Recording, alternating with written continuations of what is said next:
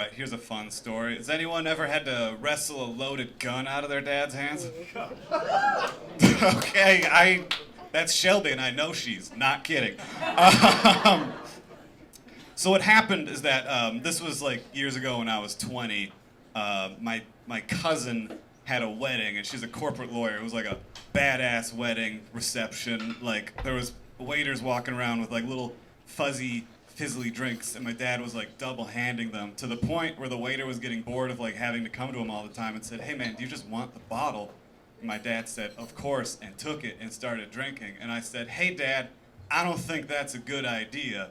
And my dad's response was, "Fuck you, Pat." And I was like, "All right, here we go."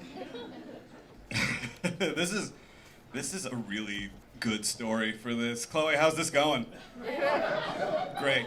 I was not supposed to go first, and then Chloe's like, "Yeah, go first." And I was like, "I don't know if this is the story to warm up the audience." So my dad got super fucking blasted. We were leaving, cause like my dad was an alcoholic, right? Like I don't know if that was obvious. Like not so much that I got into one-person shows, but like enough that I got into stand-up comedy.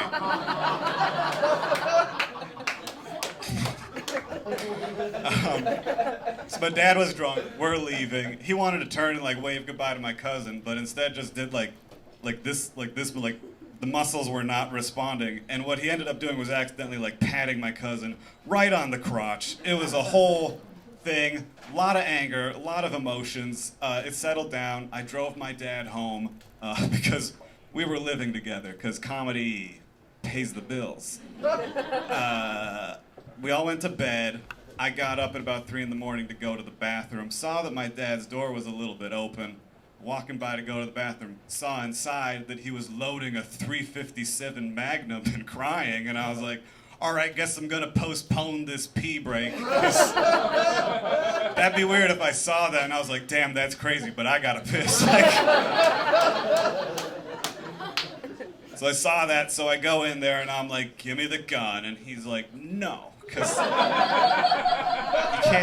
you can't give up the gun on the first ask. You gotta ask 3 times. It's like converting to Judaism. If Sex in the City has taught me anything, which it hasn't. So he's refusing to give me the gun, and I'm like, all right, guess I gotta wrestle this gun out of my dad's hands. So I go for it. And I don't want to like brag, but like I can take a 70-year-old man that eats ice cream for dinner. But like we were wrestling for it. We were both in our whitey tighties wrestling for a gun. It was like a scene from Breaking Bad. It was pretty tight. And I got it, and I had it in my hand. And this is a fun part of the story. At the time, airsoft guns were really popular. Did you guys fuck with airsoft guns? I don't know that. Yeah, you're from Arizona. You fuck with airsoft guns. What an airsoft gun is just like a little spring-loaded pellet gun, and they were everywhere in like 2007. And my friend had one, and every time I went over to his place, I would just like pick it up, pull the hammer back, and pull the trigger, and it made a little click, and that's what we did because we didn't have fidget spinners yet. We just played with guns. So I pick up this gun, and my hand is like, I know what to do with this shape, and pulled the hammer back on this loaded .357 Magnum. And my dad just goes, "Ah, Jesus Christ," because he didn't have that information. He was, from his point of view, it was just like, "Dad, give me that gun, because you can't kill yourself, because if you do it, you're not going to get into heaven. I got to be the one to do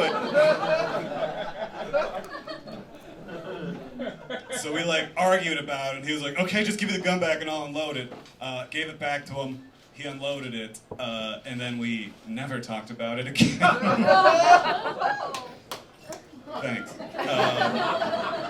And I took the gun and gave it to a friend who was a veteran. I was like, "Hey man, do you want this gun?" He was like, "Of course, it'll keep my other guns company." And then I did tell that story while my dad was in the audience once. And afterwards, he's like, "Hey Pat, if I was gonna kill myself, I wouldn't use a gun." And then he pulled out a bottle of barbiturates he takes for migraines, and he's like, "This is how I do it." I'm like, "Great, thanks, Dad. That really makes me feel better. You're gonna take the old Judy Garland way out, the old Marilyn Monroe, the old Hollywood starlets." Because Hollywood used to be bad to women, but it's better now. And then I quit stand-up for a while because there was a pandemic, and everyone else was doing Zoom shows, and I went hiking, and I was like, this is way better. But I'm getting back into stand-up, and my therapist is like, what kind of jokes do you tell? And I was like, oh, I got about my chronic fatigue and the time I wrestled a gun out of my dad's hands. And my therapist is like, fucking, what? And I was like, that's a story I should tell in therapy, isn't it? And then she asked to hear a recording, and I sent it to her. And then she responded, there's a lot to unpack here. And then I responded, but it's funny, right? And that's going to do it for me. Thank you so much.